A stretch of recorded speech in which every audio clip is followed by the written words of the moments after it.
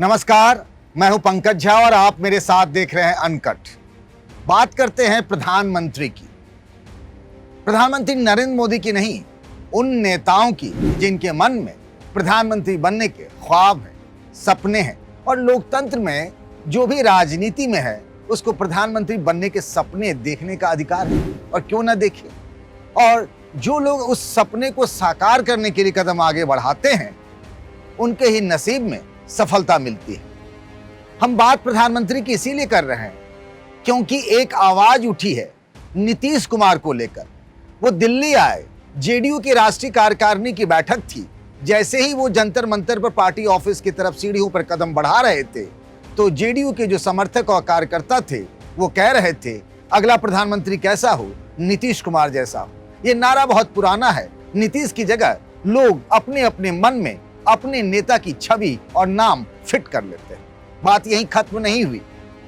नीतीश कुमार के जो विरोधी थे, जो आजकल उनके दोस्त हो गए हैं, उनकी पार्टी में चले आए हैं, उपेंद्र कुशवाहा, उन्होंने कहा कि नीतीश कुमार पीएम मटेरियल है।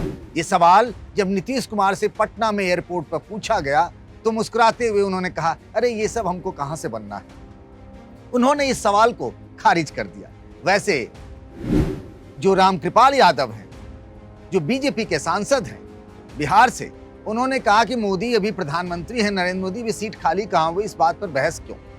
वैसे एक दौर था जब नीतीश कुमार प्रधानमंत्री पद के एक मजबूत उम्मीदवार माने जाते थे। वक्त बदला, हालात बदले, बिहार में तीसरी पार्टी के नेता होकर वो मुख्यमंत्री हैं और इसी बात पर चुटकी लेते हैं बिहार के नीतीश सरकार में बीजेपी के कोटे से मंत्री सम्राट चौधरी, जो कहते हैं कि 74 सीट वाले 74 विधायकों वाली पार्टी जो है वो सरकार में है लेकिन सरकार चला नहीं रही। खैर, इस पर हम बातें बाद में करेंगे। जब बात दिल्ली की आती है कि नीतीश कुमार जब दिल्ली आए तो उनके प्रधानमंत्री बनने के नारे लगने लगे, वही ममता बनर्जी लगातार 5 दिनों तक दिल्ली में रही।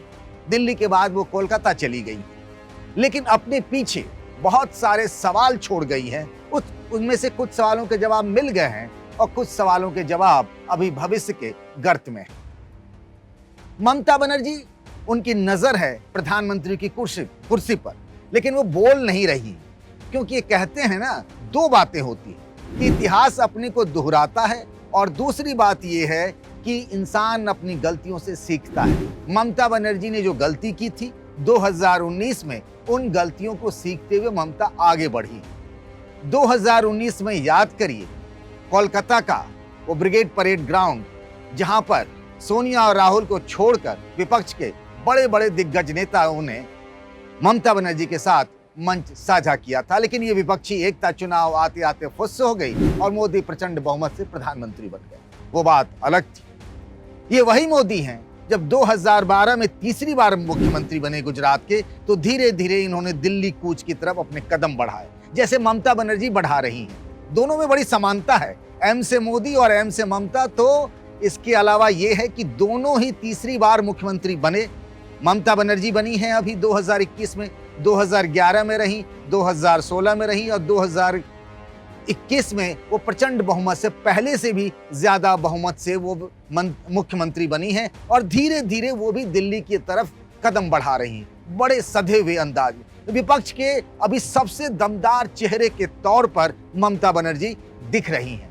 और जब नरेंद्र मोदी दिल्ली की तरफ कदम बढ़ा रहे थे, जब पहले वो चुनाव अभियान समिति के संयोजक बनाए गए और फिर वो प्रधानमंत्री पद के दावेदार बने बीजेपी की तरफ से, तब उनके साथ प्रशांत किशोर यानी पीके थे और आज ममता बनर्जी के साथ भी प्रशांत किशोर यानी पीके हैं, जो उनके लिए एक रणनीति बनाकर लाए हैं कि नो वोट टू बीजेपी। इसका मतलब बहुत सीधा है, नो वोट टू बीजेपी यानी विपक्ष के वोटों में कोई बंटवारा नहीं हो।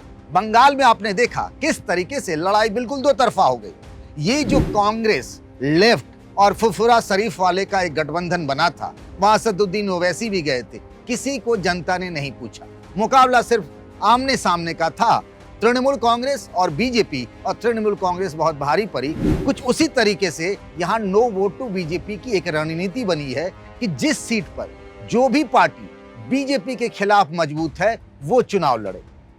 लेकिन इस राह में कुछ कांटे भी हैं। पहले तो जैसे कि जिस सीट पर मान लीजिए कांग्रेस लड़ने लायक है, सबसे मजबूत है, तो वहां पर कोई दूसरी क्षेत्रीय पार्टी चुनाव ना लड़े, चाहे वो पार्टी कितनी छोटी क्यों ना लड़े। सीधे सीधे वो बीजेपी वर्सेस ऑल की बात हो रही है कि सब मिलकर लड़े। उसमें रास्ते में कांटे ये भी हैं, जैसे यूपी है।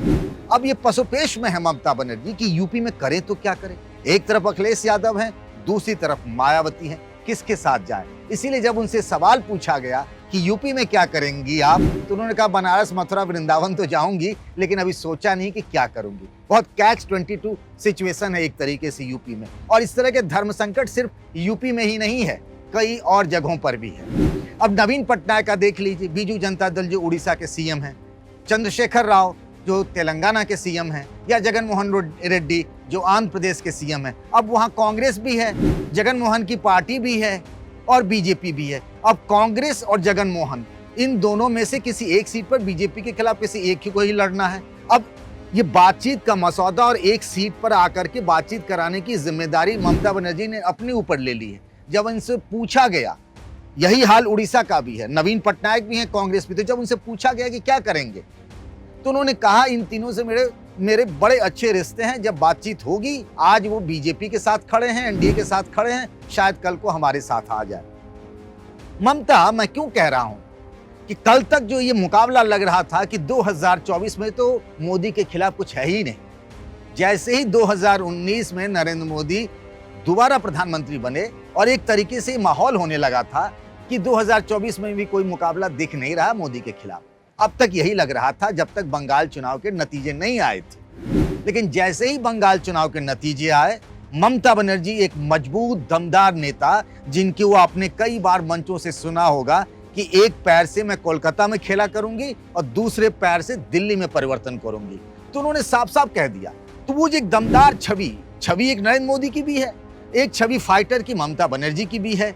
तो ममता बनर्जी जो एक निकल के आई नेता, और जिस तरीके से वो सोनिया गांधी से मिली, अरविंद केजरीवाल से मिली, उनके रणनीतिकार प्रशांत किशोर अलग अलग पार्टियों के नेताओं से मिल रहे हैं, शरद पवार से मिल रहे हैं, गांधी नेहरू परिवार से प्रशांत किशोर के अच्छे रिश्ते हैं, तो ऐसा माना जा रहा है कल को वो शायद कांग्रेस के नेता भी हो जाए। ये माना जा रहा है कि कांग्रेस अगर चले भी जाते हैं तो ममता के लिए एक तैयारी कर लेंगे। अगर ये लड़ाई राहुल बनाम मोदी के बदले अगर ममता बनाम मोदी हो जाता है, तो यकीन मानिए कि मुकाबला बेहद दिलचस्प हो सकता है।